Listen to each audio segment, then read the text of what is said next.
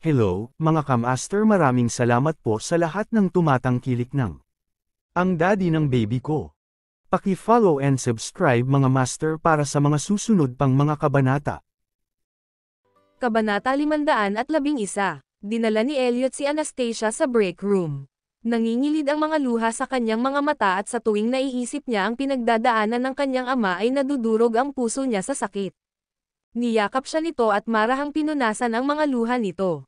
"I'm sorry," sabi nito, lumingon sa kanya. "I really don't want to get engaged at the moment.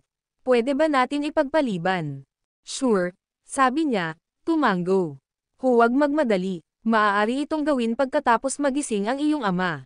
Nang marinig niya iyon, napuno ng pag-asa ang puso niya, totoo yan. Nang sa wakas ay gising na ang kanyang ama, maaari siyang pumili ng bagong petsa kasama ang kanyang ama para sa kanyang pakikipag-ugnayan kay Elliot.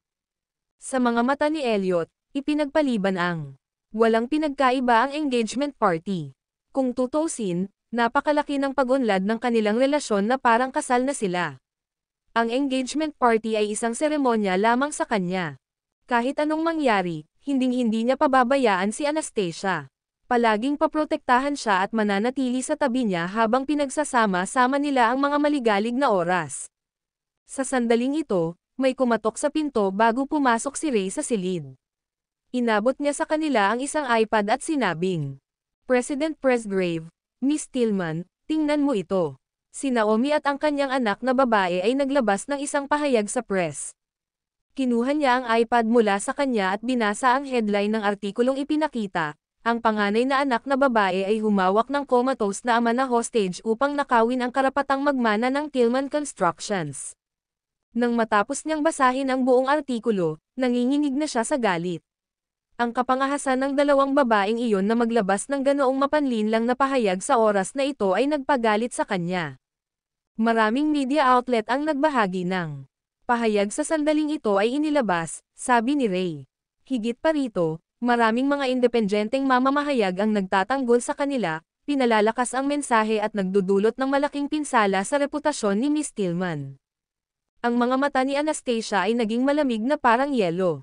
Nang marinig niya iyon, si Naomi at siya, anak na babae ay naglalaro ng biktima ng unang umatake sa kanya. Maghanap ng paraan para sugpuin ang balita.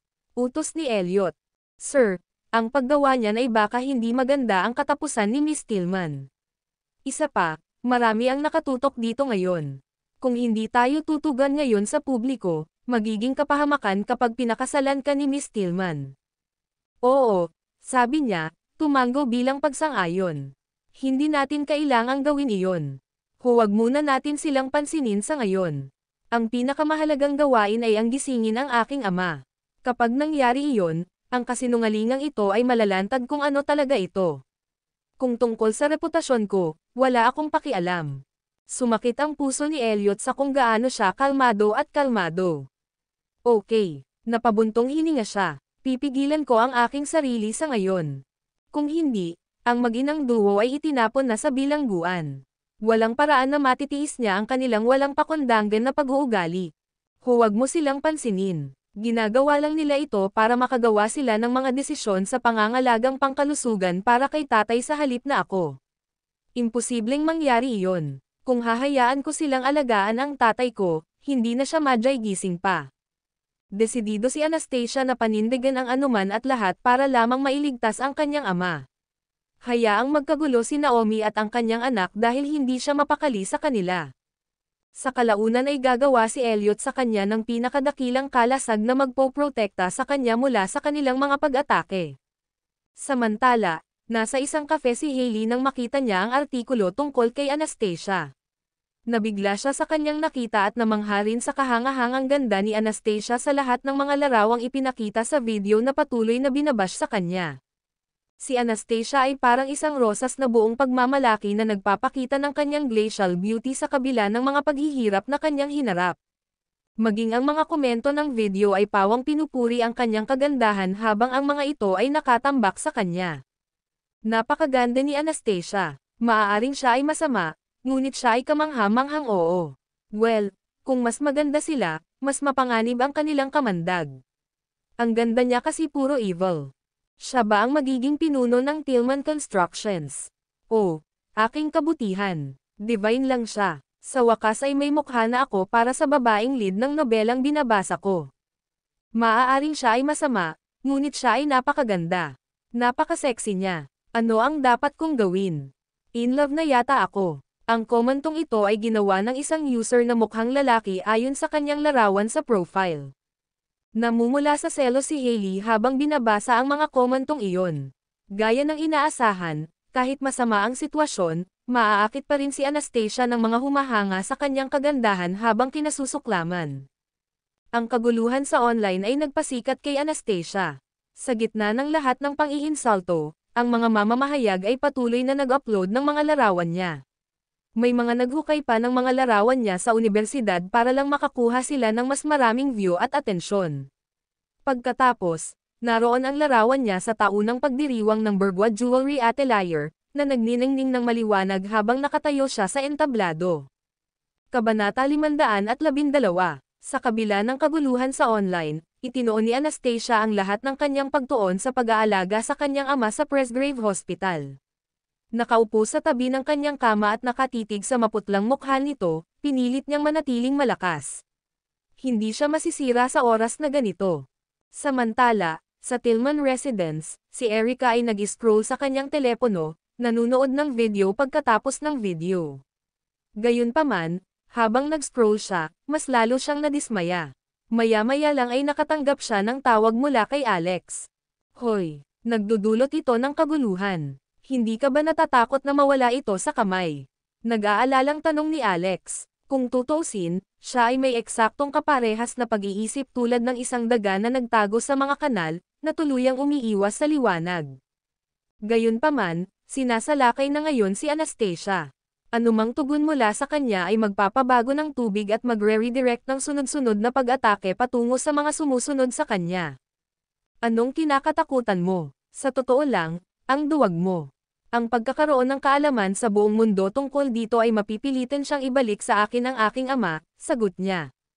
Ipapaalam ko kay Anastasia na dumalo sa pulong bukas. Panahon na para isa publiko ang kalooban, aniya. Sumili si Joy sa kanyang mga mata. Siya ay sabik na naghihintay para sa sandaling ito. Talaga, iyan ay kamangha-mangha. Nangangahulugan ba iyon na walang magiging isyu sa kalooban?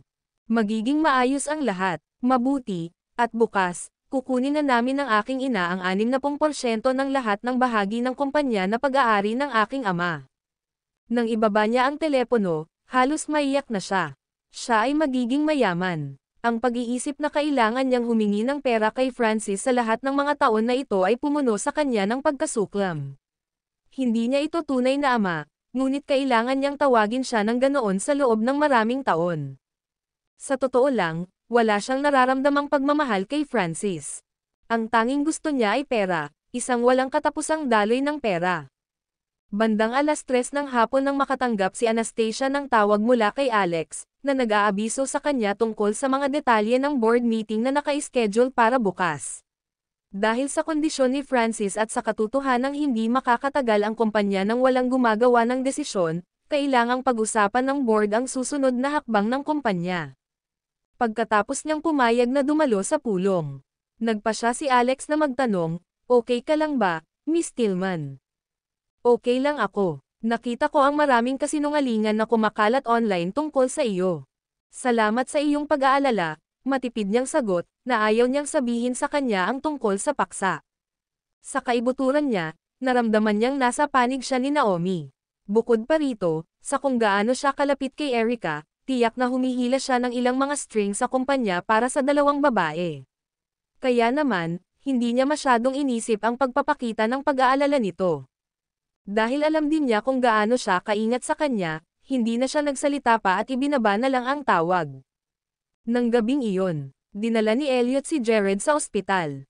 2 buong araw na hindi nakita ng bata ang pagtatago o buhok ng kanyang ina, kaya nakaramdam ng pag-aalala at pagkabalisa ang huli.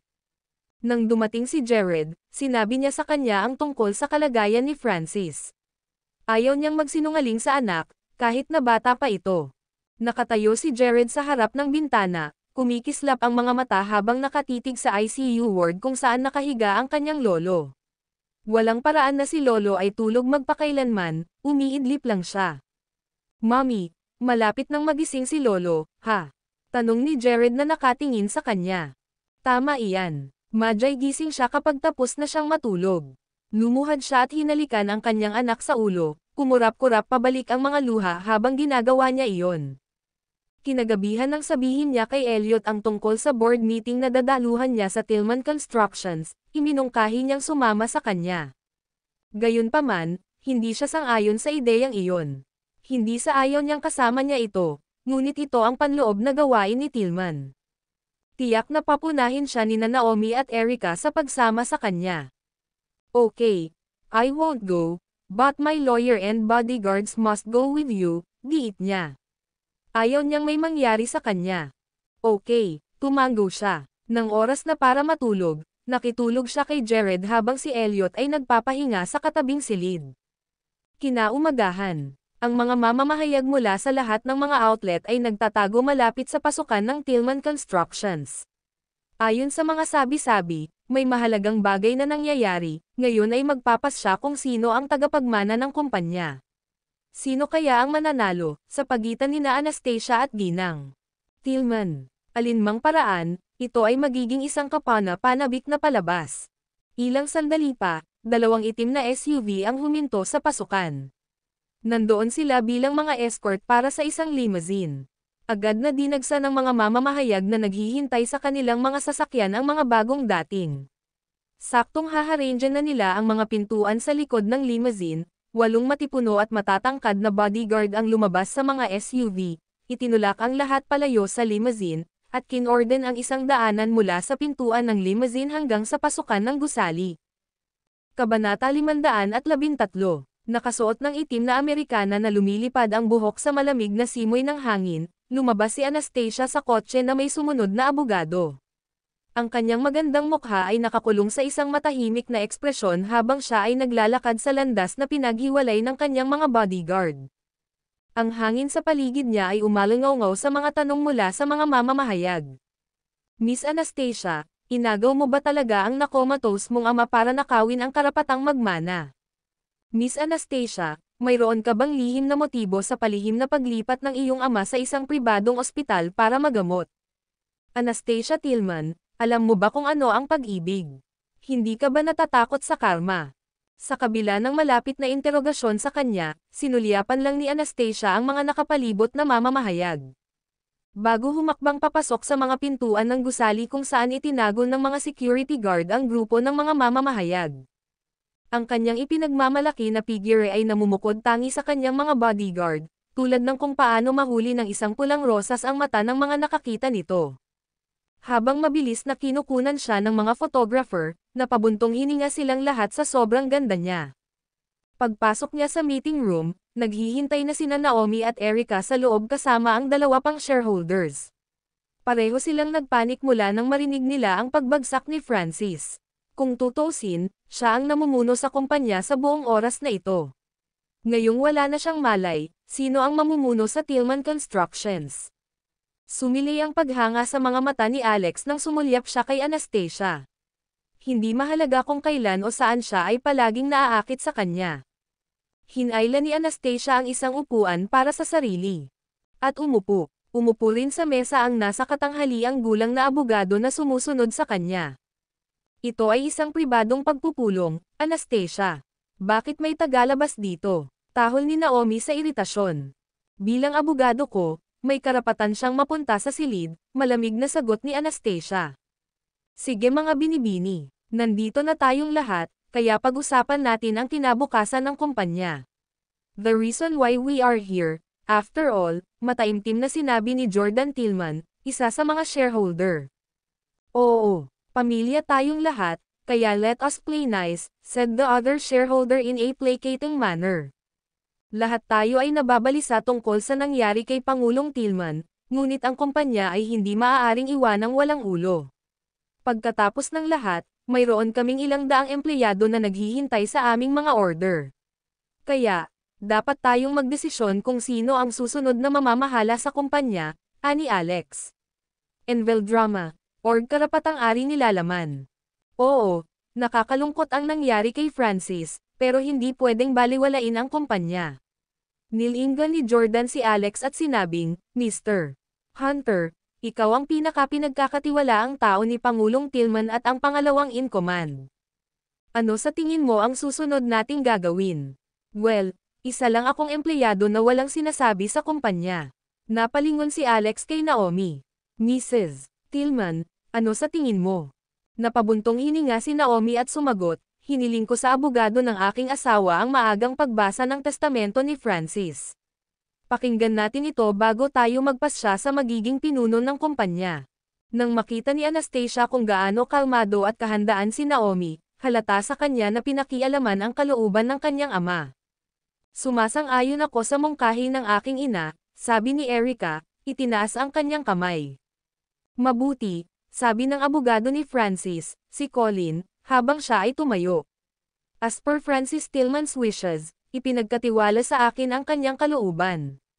Sa kahilingan ni Mrs. Tillman, babasahin ko na ngayon ang kanyang kalooban. Pagkatapos ay naglabas siya ng ilang piraso ng papel mula sa kanyang may hawak ng dokumento ng tame time at ceremonial at sinimulang basahin ito ng malakas. Tahimik na nakinig si Anastasia habang ang lahat ng account, asset, at investment ng kanyang ama ay mamanahin kina Erica at Naomi. Pagkatapos, dumating si Colin sa seksyon sa pagbabahagi ng kumpanya.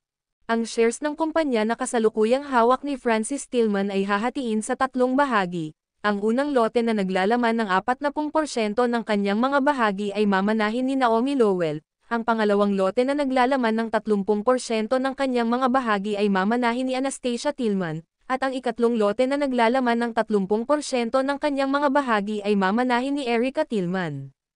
Sa ilalim ng mesa, nakakuyom ang mga kamay ni Anastasia. Kaya, ito ang layunin ni Naomi. Sa pinakialaman na kalooban, si Naomi at Erica ay magmamay-ari ng kabuuang 70% ng pagbabahagi ng kumpanya ni Francis.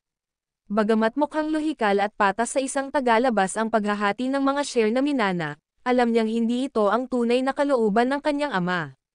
Kung tutusin, ni minsan ay hindi niya naisip na hatiin ang kanyang kumpanya. Kabanata 514, lumipat ang tingin ni Anastasia sa abogado. Alex, at ang mag-inang-magina na lihim na natuwa. Silang apat, na itinago ang kanilang masamang hangarin, ay bumuo ng isang alyansa lahat para sa kapakanan ng tubo. Ito ang kalooban ng aking ama, personal na isinulat. Isang malamig na tingin ang binigay ni Anastasia kay Colin. Madiin na tango si Colin. Oo, ito ang testamento na pinalitan ni Pangulong Tillman noong 1 linggo lang. Pwede ko bang tingnan? Tanong niya. Padalhan kita ng kopya pagkatapos. Ngumisi si Naomi, Anastasia Tillman, ano ang gusto mong ipahiwatig dito? Kinu-question mo ba ang nilalaman ng kalooban ng iyong ama?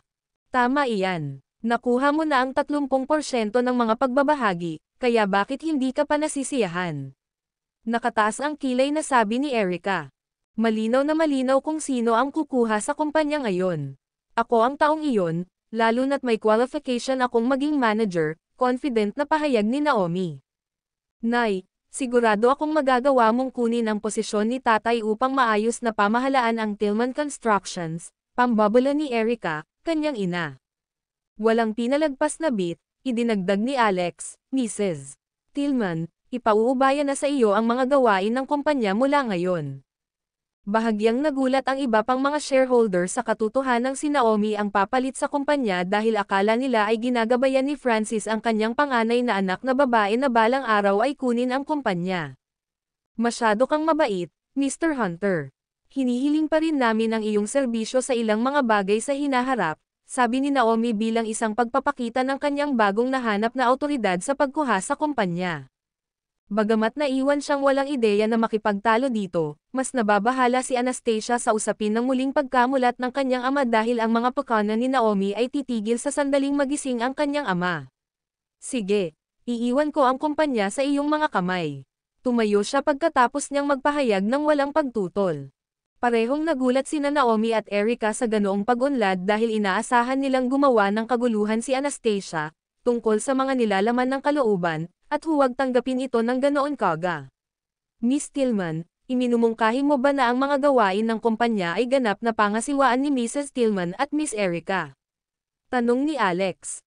Tumanggaw si Anastasia. Oo. Please give me a copy of the will, she said to Colin. Gusto kong dalhin ito sa akin. Pagkatapos, iniabot ni Colin ang testamento sa kanyang katulong para gumawa ng kopya nito. Nang matapos ang katulong at ibigay ang isang kopya ng testamento kay Anastasia, tumayo siya, naghahanda na umalis sa silid ng komperensya. Hawakan mo, Anastasia Tillman. Ano ang sinusubukan mong gawin sa pamamagitan ng pagtatago ng aking asawa sa Presgrave Hospital? Bilang asawa niya, wala ba akong karapatang bisitahin siya? Tanong ni Naomi sa kanya mula sa likuran. Isang kislap ng liwanag ang sumilay sa kanyang mga mata bago lumingon si Anastasia kay Naomi at sinabing, natural, may karapatan kang bisitahin ang aking ama. Hanggat wala ka. Hadlangan ang pagpapagamot niya sa ospital, gagawin ko. Hindi makialam. Mabuti. Pagkatapos, bibisitahin ko siya mamayang hapon, deklara ni Naomi. Sige. Magagawa mo ito pagkatapos gumawa ng appointment, sagot ni Anastasia habang may suot na kaaya-ayang ekspresyon. Si Naomi at ang kanyang anak na babae ay nakipag-eye contact sa isa't isa, dahil naguguluhan sila kung paanong si Anastasia ay hindi mapang-api gaya ng dati at ang lahat ay maayos ayon sa kanyang plano. Matapos makapasok sa pribadong opisina ni Alex, sinabi ni Erica na may nagtatakang ekspresyon, ano ang pinaglalaroan ni Anastasia. Sa kanyang mga mata sa mag-inang mag-ina na nakakuha ng shares na gusto nila, pinaalalahanan sila ni Alex, bagamat naging maayos ang lahat, mayroon pa ring isang problemang natitira. Natatakot ka ba na magising ang tatay ko anumang oras ngayon? Tanong ni Erica. Huwag kang mag-alala. Sinabi sa akin ng mga doktor sa kaakibat na ospital na ang pagkakataong magising ang aking asawa ay wala. Wala kang dapat ipag-alala, paniniguro ni Naomi kay Alex. Gayunpaman, hindi natin maaaring pabayaan ang ating mga bantay bago ideklarang patay si Pangulong Tillman. Dapat nating subaybayan ang kanyang sitwasyon. Titingnan ko ang kanyang sitwasyon mamayang hapon sa aking pagbisita. Iniisip pa rin ni Anastasia na mailigtas niya ang kanyang ama. Mangarap ka, babae. Isang malamig na tingin ang sumilay sa mga mata ni Naomi. Bagamat nakaharang sa kalsada ang mga reporter sa labas, hinuwanan ng mga bodyguard si Anastasia nang lumabas ito. Hindi pinansin ang mga reporter, sumakay siya sa kanyang sasakyan at ibinigay ang kopya ng testamento na natanggap niya sa abogadong nasa tabi niya. Mr. Brown, pakisuri kung may anumang problema sa kaloobang ito. Kabanata 515. Pagkatapos maingat na suriin ang testamento na ibinigay sa kanya ni Anastasia, sinabi ni Mr. Brown na may mahigpit na ekspresyon, sa ibabaw, mukhang walang anumang problema sa kalooban. Gayunpaman, kakailanganin namin ng iyong ama na kumpirmahin ang bisa nito. Alam ni Anastasia na ang kanyang ama lamang ang nakakaalam ng tunay na nilalaman ng testamento, dahil pati ang abogado ng kanyang ama ay pumanig kay Naomi. Presgrave Hospital. Sa takot na si Anastasia ay dumanas ng mga hinaing, si Elliot, na naghihintay sa pagbabalik ni Anastasia, ay agad siyang kinaladkad sa isang tahimik na silid pahingahan nang makita siya nito. Sabihin mo, nahirapan ka ba nila? Tanong niya sabay tingin sa kanya. Kalmadong pinunan ni Anastasia si Elliot hinggil sa nilalaman ng kalooban ng kanyang ama. Pinaikit ni Elliot ang kanyang mga mata, malamig ang kanyang tingin. Hahayaan mo na lang bang mahulog ang kumpanya ng iyong ama sa kamay ng babaeng iyon? Dapat ko bang simulan ang sarili ko? Gayunpaman, umiling si Anastasia. I know how to deal with them. I'll make sure that they pay the price they fully deserve. May bahid ng kalungkutan ang mga mata niya bago niya iniba ang topic. Kamusta ang tatay ko? Stable pa rin ang vitals niya so far. Kaagad, ang kalungkutan sa kanyang mga mata ay napalitan ng puot. Ang isa ay asawa ng aking ama, at ang isa ay kanyang anak na babae. Talagang ginawa nila ang isang bagay na ito kasuklam-suklam para lamang makuha nila ang kumpanya ng aking ama, ito sa kanya. Kung alam ko lang na mangyayari ito, hindi na ako tumanggi na tumulong sa kumpanya noon. At least, ligtas pa rin ang tatay ko. Don't take their faults as your own. You are innocent in this, paniniguro ni Elliot sa kanya. Nang makita ang pagod na mapatla nitong mukha, agad siyang niyakap nito. Magpahinga ka muna saglit sa mga bisig ko. Napasando si Anastasia sa kanyang dibdib. Pinabalik mo na ba si Jared? Yeah, he was very willing to go to the Presgrave residence. Natutuwa akong marinig iyon. Nagpasalamat si Anastasia na binigyan ng Presgrave family ang kanyang anak ng tirahan. 2 p.m. ng hapon. Dumating si Naomi at ang kanyang anak sa lobby ng Presgrave Hospital. Sa pagkakataong ito, pinamumunuan na sila ng isa sa mga nurse sa hospital ward matapos dumaan sa tamang proseso ng pagpaparehistro. Tulad ng inaasahan, iba ang lugar na ito. Ungol ni Naomi habang nililibot ng kanyang mga mata ang maluwag at marangyang interior ng ospital na parang isang marangyang hotel. Ma'am, nandoon ang lalaking iyon. Napatingin si Erica sa bintana kay Francis na nasa ICU. Higit pa rito, hindi na niya ito tinawag bilang kanyang ama. Malinaw na ang anumang pagiging anak ng anak niya para sa kanyang ama ay matagal nang nawala. How about taking a rest inside here for now? Magpapakonsulta muna kami sa mga doktor bago gumawa ng arrangement para makapasok kayong dalawa sa ward mamaya, paliwanag ng nurse. Sige, pumasok na sila sa lounge room. Sa paglabas ay sinadyang iwan ng nurse na bahagyang nakabukas ang pinto. Nang uupo na sina Naomi at Erica at uminom ng kanilang tasa ng tsaa, narinig nila ang boses ng babae na nagmumula sa labas ng kanilang silid. Dr. Jones, dahil kaka-check up lang ng tatay ko kaninang umaga, pwede mo bang ipaliwanag sa akin ng detalyado ang kalagayan ng tatay ko? Nang mapansin na ang boses ng babae ay kay Anastasia, nakipag-eye contact ang mag-ina sa isa't isa bago sila tahimik na lumapit sa pinto para makinig sa usapan. Miss Tillman, may magandang balita kami para sa iyo. Ipinakilala lang namin ang pinaka-advanced na international brain scanner at gamot sa aming ospital. Mabisa naming magagamot ang kondisyon ng iyong ama para sa kanyang malay sa lalong madaling panahon ngayon. Talaga, that's great news. Ibig sabihin may posibilidad na magising ang papa ko. Very much so. Kung walang problema, baka magkamalay pa siya by next week, confident na sabi ng doktor. Maraming salamat, Dr. Jones. Ikaw talaga ang nangungunang espesyalista sa neurology sa buong mundo. Hehe, you are just too kind, Miss Tillman. Since Mr. Tillman is young Master Elliot's future father-in-law, how can we not put our utmost effort to treat him? Tiyak na gagawin namin ang lahat ng aming makakaya para mailigtas ang iyong ama. Salamat, Dr. Jones. Gayunpaman, maaari bang humingi ng pabor sa iyo si Jay? Mamaya, 2 miyembro ng aking pamilya ang dumalaw sa aking ama. Maaari bang pigilin mo bang sabihin sa kanila ang balita tungkol sa aking ama na nagkamalay? Bakit? Naguguluhan si Dr. Jones. Alinman, mangyaring bigyan ako ng isang pabor, dahil ito ay ang aking pamilya. Sige, gagawin ko ang sinabi mo.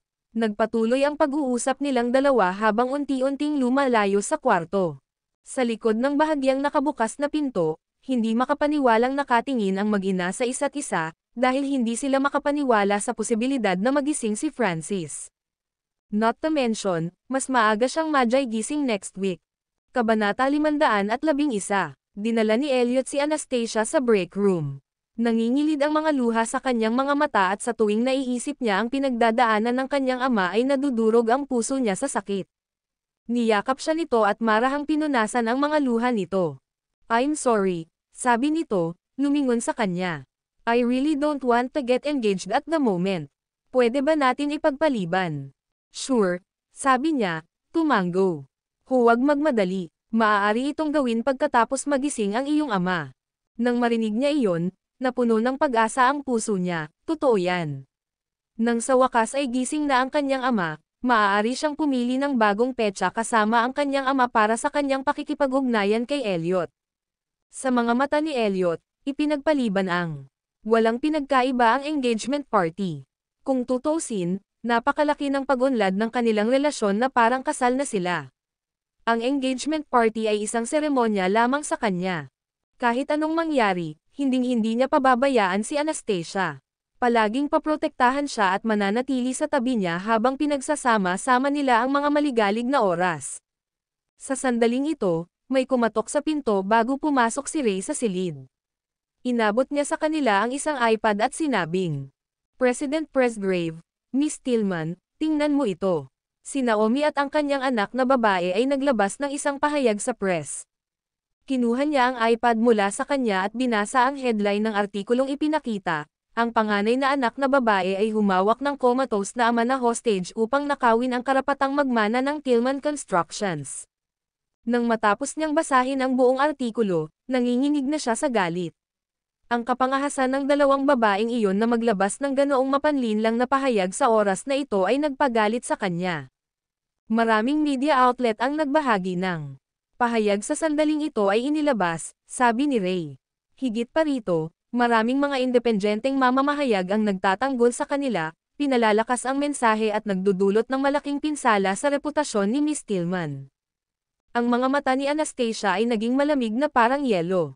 Nang marinig niya iyon, si Naomi at siya, anak na babae ay naglalaro ng biktima ng unang umatake sa kanya. Maghanap ng paraan para sugpuin ang balita. Utos ni Elliot. Sir, ang paggawa niyan ay baka hindi maganda ang katapusan ni Miss Tillman. Isa pa, marami ang nakatutok dito ngayon. Kung hindi tayo tutugan ngayon sa publiko, magiging kapahamakan kapag pinakasalan ka ni Miss Tillman. Oo, sabi niya, tumango bilang pagsang-ayon. Hindi natin kailangang gawin iyon. Huwag muna natin silang pansinin sa ngayon. Ang pinakamahalagang gawain ay ang gisingin ang aking ama. Kapag nangyari iyon, ang kasinungalingang ito ay malalantad kung ano talaga ito. Kung tungkol sa reputasyon ko, wala akong pakialam. Sumakit ang puso ni Elliot sa kung gaano siya kalmado at kalmado. Okay, napabuntong hininga siya. Pipigilan ko ang aking sarili sa ngayon. Kung hindi, ang mag-inang duo ay itinapon na sa bilangguan. Walang paraan na matitiis niya ang kanilang walang pakondanggan na pag-uugali. Huwag mo silang pansinin. Ginagawa lang nila ito para makagawa sila ng mga desisyon sa pangangalagang pangkalusugan para kay tatay sa halip na ako. Imposibleng mangyari iyon. Kung hahayaan ko silang alagaan ang tatay ko, hindi na siya madyay gising pa. Desidido si Anastasia na panindigan ang anuman at lahat para lamang mailigtas ang kanyang ama. Hayaang magkagulo si Naomi at ang kanyang anak dahil hindi siya mapakali sa kanila. Sa kalaunan ay gagawa si Elliot sa kanya ng pinakadakilang kalasag na magpoprotekta sa kanya mula sa kanilang mga pag-atake. Samantala, nasa isang kafe si Hailey nang makita niya ang artikulo tungkol kay Anastasia. Nabigla siya sa kanyang nakita at namangha rin sa kahangahangang ganda ni Anastasia sa lahat ng mga larawang ipinakita sa video na patuloy na binabash sa kanya. Si Anastasia ay parang isang rosas na buong pagmamalaki na nagpapakita ng kanyang glacial beauty sa kabila ng mga paghihirap na kanyang hinarap. Maging ang mga komento ng video ay pawang pinupuri ang kanyang kagandahan habang ang mga ito ay nakatambak sa kanya. Napakaganda ni Anastasia. Maaaring siya ay masama, ngunit siya ay kamangha-manghang oo. Well, kung mas maganda sila, mas mapanganib ang kanilang kamandag. Ang ganda niya kasi puro evil. Siya ba ang magiging pinuno ng Tillman Constructions? Oh, aking kabutihan. Divine lang siya. Sa wakas ay may mukha na ako para sa babaeng lead ng nobelang binabasa ko. Maaaring siya ay masama, ngunit siya ay napakaganda. Napaka-sexy niya. Ano ang dapat kong gawin? In love na yata ako. Ang kommentong ito ay ginawa ng isang user na mukhang lalaki ayon sa kanyang larawan sa profile. Namumula sa selos si Hailey habang binabasa ang mga komentong iyon. Gaya ng inaasahan, kahit masama ang sitwasyon, maaakit pa rin si Anastasia ng mga humahanga sa kanyang kagandahan habang kinasusuklaman. Ang kaguluhan sa online ay nagpasikat kay Anastasia. Sa gitna ng lahat ng pang-iinsulto, ang mga mamamahayag ay patuloy na nag-upload ng mga larawan niya. May mga naghukay pa ng mga larawan niya sa unibersidad para lang makakuha sila ng mas maraming view at atensyon. Pagkatapos, naroon ang larawan niya sa taunang pagdiriwang ng Bergwa Jewelry Atelier, na nagniningning ng maliwanag habang nakatayo siya sa entablado. Kabanata 517. Pagkatapos ng gabing iyon, agad na pumunta si Naomi sa ospital at narinig niyang pinag-uusapan ng dalawang nurse ang kalagayan ni Francis nang madaanan siya. Narinig kong sinabi ni Dr. Jones na nagsimula nang magkabisa ang gamot ni Mr. Tillman at napakabisa nito. Talaga, iyan ay magandang balitang marinig. Nagsimulang magpanik si Naomi, dahil nagsimula siyang maniwala sa posibilidad na magising si Francis dahil pati ang mga nurse ay nag-uusap tungkol dito. Nakaupo sa tabi ng kama ni Francis, Nagsimula siyang hindi mapakali habang nakatitig sa natutulog nitong mukha. Sa kabilang panig ng bintana, tahimik na nakatayo si Anastasia habang matamang pinagmamasdan ang nanlalamig na titig ng puot ni Naomi. Hinihintay niya ang sandali ng pagkasira ni Naomi, ang sandaling kumilos si Naomi dahil sa takot sa loob niya. Katulad noong nakaraang araw, umalis ulit si Naomi. Habang naglalakad siya sa mga corridors ng Presgrave Hospital, lumibot ang mga mata niya sa high-tech na ospital na tila kaya nitong bumuhay ng isang lalaki mula sa kanyang kamatayan. Sa pag-alis ng ospital, siya ay dumating sa isang conclusion na hindi siya maaaring hayaan ang lalaking iyon magising, dahil hindi siya maaaring mawala ang mga bahagi na siya at ang kanyang anak na babae ay nakuha. Sa lahat ng nagawa ko, ano ang pagkakaiba nito? Ang paggawa ng isa pang malupit na gawa. Nagplano si Naomi na itago ang gagawin niya sa kanyang anak at kay Alex, dahil natatakot siyang malaglag ang kanyang anak sa ilalim ng panggigipit at napigilan siya ni Alex dahil hindi niya maintindihan ang takot na nararanasan nito. Sa makatuwid, nagpasya siyang gawin ito ng mag-isa. Kung namatay si Francis sa Presgrave Hospital, maaaring IP ni Naomi ang kanyang kamatayan kay Anastasia at idemanda ang ospital para sa malaking halaga ng kabayaran. Sa kabuuan, para kay Naomi, may kikitain lamang kung mamatay si Francis sa Presgrave Hospital. Sa pag-iisip na ito, tinawagan ni Naomi ang walang prinsipyong may-ari kung saan siya nakakuha ng mga naunang table tasks. Naplano na niya ang paraan kung paano niya ibibigay ang gamot, nang mapansin niya na ang braso ni Francis ay nakakabit sa isang tubo, para sa kanyang gamot. Sa maingat na pagturok sa tubo ng nakamamatay na gamot, tiyak na mamamatay si Francis nang hindi sinasadya. Sa oras na iyon, ang ospital ay kailangang kumuha ng buong responsibilidad para sa kanyang pagkamatay. Tungkol naman sa surveillance camera sa ward, inakala ni Naomi na sapat na ito basta nakatalikod siya sa camera habang ginagamit ang kanyang mga damit bilang panakip habang iniiniksyon niya ang gamot sa tubo. Si Naomi, na nalubog sa kanyang pagpaplano, ay ganap na walang kamalay-malay na ang bawat galaw ng kanyang masamang plano ay sinusubaybayan, dahil isang itim na kotse ang nakasunod sa kanyang likuran nang pumasok siya sa walang prinsipyong tindahan. Nakatanggap si Anastasia ng tawag mula sa bodyguard na inilagay niya kay Naomi na nagsasabing pumasok si Naomi sa isang botika at umalis pagkatapos ng 10 minutong pagstay doon. Higit pa rito, napansin ng bodyguard na mukhang tensyonado si Naomi nang nagmamadali siyang umalis sa tindahan. Mukhang nakuha niya ang pain, naisip ni Anastasia. Inaasahan niyang maiinip si Naomi, dahil kailangan ni Naomi na tiyakin na ang kanyang mga plano sa ngayon ay matatag dahil sa malaking benepisyong matatanggap niya. Kailangang tiyakin ni Naomi na ang kanyang asawa ay hindi na madyay gising sa buhay na ito upang siya ay maging presidente ng Tillman Constructions, na nagkakahalaga ng bilyon. Sa lahat ng ito sa isip, inaasahan ni Anastasia na gagawin siya ni Naomi sa susunod na araw. Kinagabihan, sa isang restaurant, dinala ni Elliot si Jared para makipagkita kay Arthur at Richard para sa hapunan. Dahil sa biglaang pagkansela ng pakikipag-ugnayan, ikinalulungkot ni Elliot ang pag-iwan sa kanyang mga kaibigan at pagpigil sa kanila. It's fine. We'll still be there as promised sa susunod na engaged ka. Tumawa ng mahina si Richard.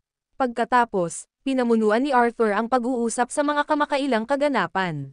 Baka kailangan ko pang manatili dito ng ilang araw dahil hindi ko pa rin nahanap ang bagay na nawala sa akin. Ibinaling ni Richard ang kanyang atensyon kay Arthur at napansin niyang nawawala ang cade ng karaniwan niyang nasa leeg. Bahagyang nagulat, tinanong niya, "Don't tell me na wala mo ang iyong heirloom treasure." Malungkot na napabuntong hininga si Arthur. Katulad ng sinabi mo.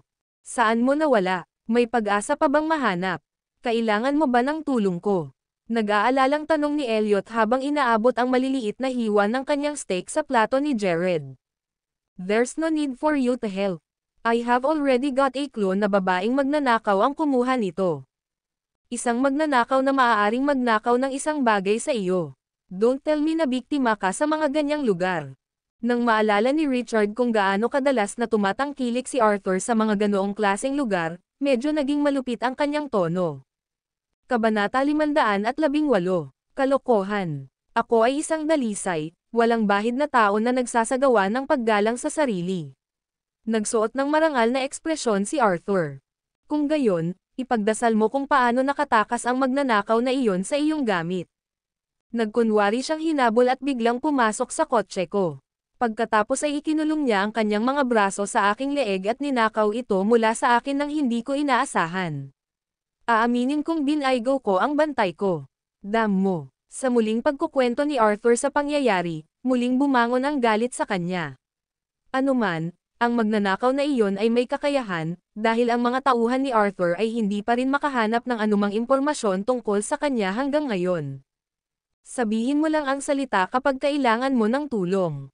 Inalok ni Elliot ang kanyang tulong, dahil teritoryo niya ang buong bansa.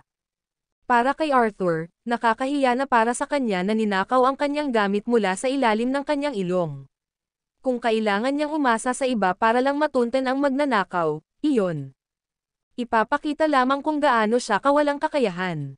Kaya naman, determinado siyang gawin ito nang walang tulong ng sinuman para mapanatili ang kanyang dignidad. Hindi na kailangan. Gusto ko sa personal. Catch her myself, he declared with his hand curled into a fist. Noon lang, hindi sinasadyang natamba ni Jared ang baso sa tabi niya. Gayunpaman, nakuha ni Richard ang baso bago ito bumagsak sa lupa. Matapos ibalik ang baso sa mesa ay tinapik niya ang ulo ng bata. Sana hindi ka natakot. Wow! Si Mr. Lloyd ay kahanga-hangang pumalakpak si Jared sa paghanga. Jared, have something good for you later, sabi ni Richard. May maganda. Ano ito? Curious na tanong ni Jared. Ito ay isang relo na may GPS function. Sa ganoong paraan, mahahanap ka namin nasaan ka man sa hinaharap. Salamat, Mr. Wise. Magalang na nagpasalamat si Jared. Bahala ka. Your safety is our responsibility. Total tiningnan ni Arthur ang bata sa harap niya. Habang nakikita niya ang bata, mas nagustuhan niya ito. Sa puntong ito, ganap na binago ni Jared ang isip ni Arthur tungkol sa mga alindog ng isang bata. Napuno ng pagmamahal ang mga mata ni Elliot habang nakatingin sa dalawa. Ang ekspresyon niyang iyon ay parang isang ama na ipinagmamalaki ang kanyang anak. Gabi na sa Tillman Residence. Dahil hindi inaantok si Naomi, hinintay niya ang pagsikat ng madaling araw. Nakipag-appointment siya para bisitahin si Francis sa alas 10 ng umaga, dahil ito ang tamang-tama para sa kanya para lumipat siya kapag umiinom si Francis ng kanyang nakagawiyang gamot. Sa wakas, lumiwanag ang kalangitan sa umaga ng araw. Si Naomi, nagising buong gabi, ay nagsimulang maghanda at naglagay ng 2 maliit na bote ng nakamamatay na gamot sa panloob na bahagi ng kanyang bag. Pagkatapos, hiniling niya kay Joe na ihatid siya sa Presgrave Hospital. Si Anastasia, na nagising din ng maaga sa umaga, ay nakaupo sa isang marangyang lounge habang nakikinig sa mga ulat na dumarating mula sa mga taong na-deploy niya. Miss Tillman, nakaharang kami sa karayom para kay President Tillman. Mapipigilan natin ang pagbibigay ng gamot ni Naomi sa sandaling lumipat siya. Miss Tillman, nasa lugar na ang mga pinhole camera. Miss Tillman, pumasok na si Naomi sa lobby.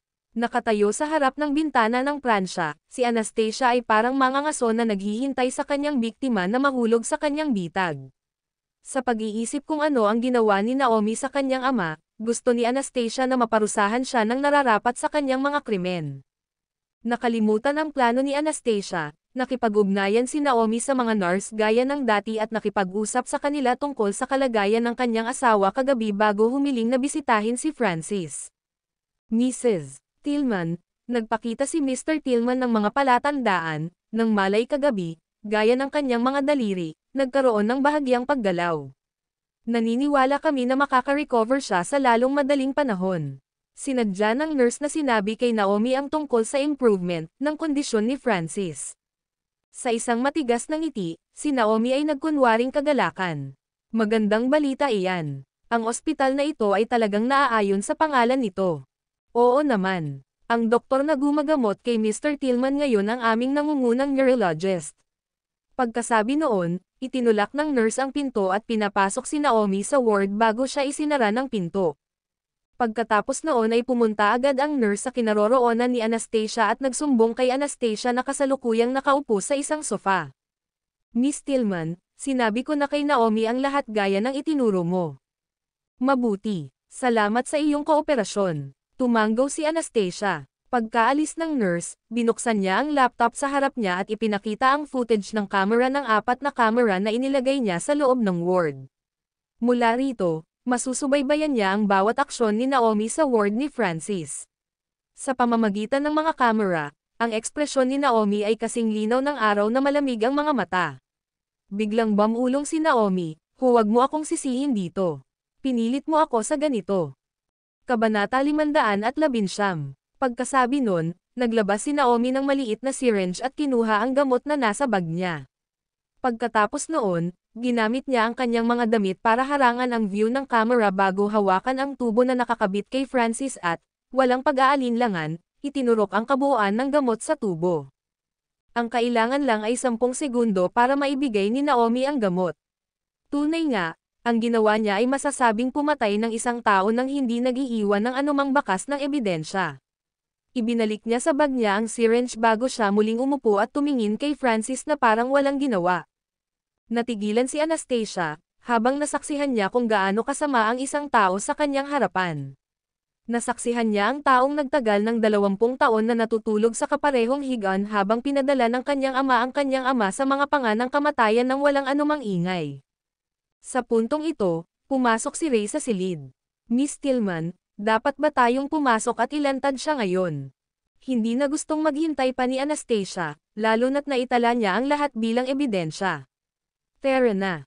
Sa pag-aakalang kailangan niyang mabilis na itapon ang syringe at ang nakamamatay na gamot sa kanyang bag, aalis na sana si Naomi nang pumasok si Anastasia. Nang makita niya si Anastasia, nagmamadali siyang nagsabi, "Mukhang nandito ka. Kailangan kong pumunta sa kumpanya ngayon, kaya alagaan mo ang iyong ama." Gayunpaman, ang nurse na nanguna kay Naomi ay agad na pumunta sa tabi ni Francis sa sandaling ito ay pumasok at suriin ang nilalaman ng karayom.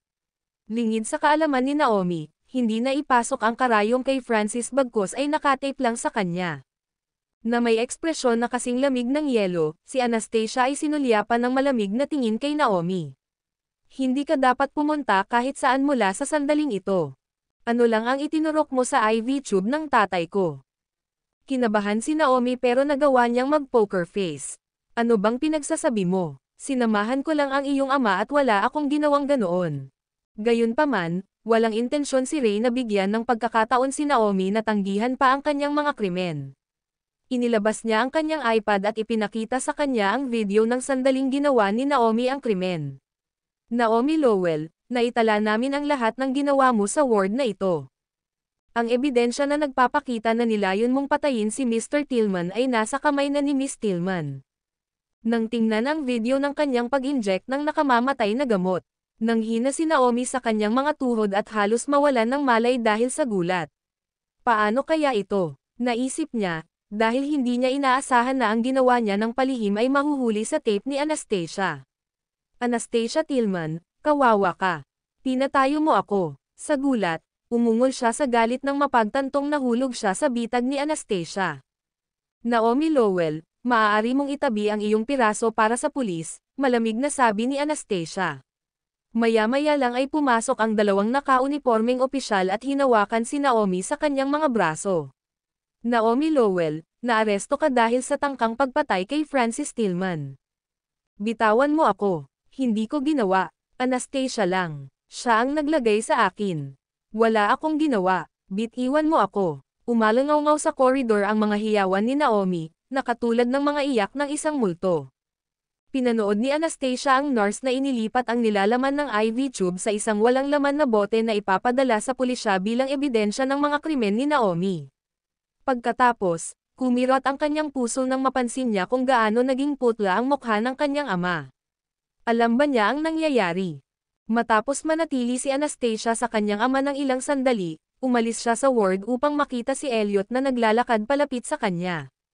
Sa kanyang itim na suit, nagbigay siya ng napakalakas na walang takot na presensya na nagsasabing hanggat siya ay naroroon, walang dapat ikatakot, dahil kaya niyang lampasan kahit na ang pinakamahirap na hamon. Nakakulong ngayon si Naomi sa police station. "Napakaganda ng ginawa mo." Pinuri ni Elliot si Anastasia, dahil ang kanyang plano ay nagawang maging sanhi ng pagkasira ng sarili ni Naomi sa huli. "Ang gusto ko ay magbayad ang lahat ng nanakit sa aking ama. Hindi ito magtatapos kung si Naomi lang ang alam ni Anastasia na sina Colin Smithers, Alex Hunter, at Erica Tillman ay kasangkot din. Bagamat si Naomi ang nagbunot ng gatilyo, ang iba ay pawang kasabwat sa mga mata ni Anastasia. Sumakit ang puso ni Elliot, nang mapansin niya kung gaano naging haggard at payat si Anastasia dahil sa kasalukuyang pagsubok na kanyang pinagdadaanan. Pagkatapos, niyakap siya nito sa kanyang mga braso. Maglaan ka ng oras. None of them will go scot-free, he said, with hints of power and chilliness in his voice.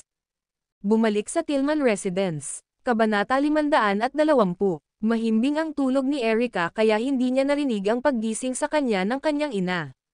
Pagkagising niya ay bumaba siya para hanapin ang almusal na inihanda ng mga kasambahay para sa kanya. Nang magrereklamo na siya tungkol sa pagkain at kawalan ng gana dito, tumunog ang phone niya. Pagtingin niya sa caller ID, sinagot niya ang phone niya. Hello. Miss Erica Tillman, naaresto ang iyong ina dahil sa tangkang pagpatay sa iyong ama, si Francis Tillman. Kailangan kong mag-empake ka ng 2 hanay ng mga damit at dalhin ang mga ito kasama mo sa istasyon. Ano? Sa sobrang pagkadismaya ay nabitawan ni Erica ang kutsara sa kanyang kamay. Matapos niyang kumpirmahin na ang kanyang ina ay kasalukuyang nasa himpilan ng pulisya, sa sobrang takot niya ay nagsimulang tumulo ang mga luha sa kanyang mga pisngi. Agad niyang diniyal ang numero ni Alex at sinabi sa kanya ang nangyari sa kanyang ina. Erica, makinig ka sa akin. Kapag nakilala mo ang iyong ina, dapat mong siguraduhin na siya ay umamin sa lahat at hindi, isangkot kami dito. Mahigpit na babala ni Alex mula sa kabilang linya. Mapait na nadismaya si Erica, dahil binalak ni Alex na talikuran ang kanyang ina sa panahong tulad nito, na gustong pasanin ng kanyang ina ang buong responsibilidad ng mag-isa. Erica, kung lahat tayo ay nadadamay dito, lahat ng mayroon ang iyong ama ay mahuhulog sa kamay ni Anastasia. At tayo, lahat tayo ay mapupunta sa kulungan. Naiintindihan mo ba? Nagbabala ulit si Alex. Pinipigilan ang kanyang kalungkutan, sumagot si Erica, okay, magsusumamo ako sa aking ina na gawin ito. Pagdating ni Erica sa istasyon, napansin niyang wala ang kanyang ina. Akmang tatawagan niya si Alex, nagring ang phone niya. Hello. Si Erica Tillman ba ito? Nawalan ng malay ang nanay mo sa detention center. Pumunta ka sa General Hospital. Sige, pupunta ako ngayon din. Hindi inaasahan ni Erica na hihimatayin ang kanyang ina, kaya dali-dali siyang pumunta sa ospital. Sa pasukan ng ospital, may 2 pulis na nakabantay. Nagmamadaling tanong ni Erica sa kanila, kumusta ang nanay ko? Hayaan mo akong makita ang aking ina. Just then, the doctor came out and reported, kakagising lang ng pasyente. Nawalan siya ng malay dahil sa hypoglycemia at maaaring ma-discharge pagkatapos ng infusion treatment. Tinulak ni Erica ang doktor sa gilid at agad na pumasok sa ward. Nang mapansin ang kanyang anak, hinailan ni Naomi si Erica palapit sa kanya. Erica, hindi na kita kayang bantayan. Nasa closet ko ang birth certificate mo. Bilisan mo kunin mo para makakuha ng marriage certificate kay Alex. Hayaan mo si Alex na alagaan ka mula ngayon. Ma, anong nangyari? Bakit ka inaresto? Lahat ng ito ay plano ni Anastasia. Sinadya ako ng hamak na iyon. Sa istasyon. Pinag-isipan ni Naomi ang lahat at napag-isip-isip na ang lahat ng ito ay isang bitag na itinakda ni Anastasia, dahil imposibleng magkamalay si Francis.